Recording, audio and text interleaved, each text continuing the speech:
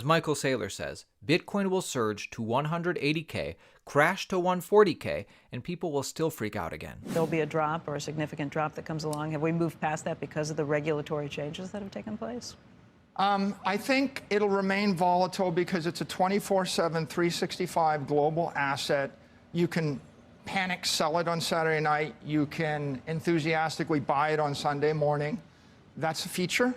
That's not a bug. Yeah, you've lived through some of the swings, but do you think we won't see the downturns like we've seen in the past just because of the changes we've seen? I think it's going to surge through the roof, and then it's going to surge to 180 and crash to 140, and people will be freaking out about it again. But let me make this one analogy.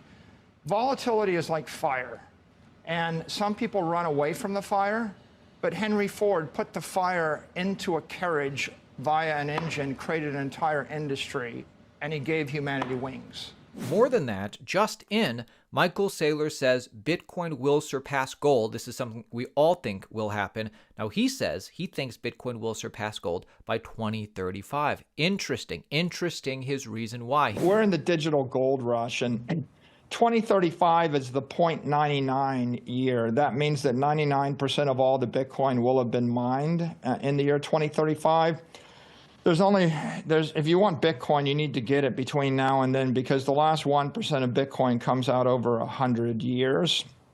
Yeah, there's no doubt in my mind Bitcoin will be a larger asset class than gold by the year 2035. And obviously it's not just America nowadays. Bullish, the Czech National Bank trials a 1 million digital asset reserve to prep for a tokenized future. So there's a lot of competition nowadays between central banks and nation states. Luxembourg allocates 1% of their assets to Bitcoin. Says, let me be clear, Luxembourg hodls. We do not just promise, but we deliver.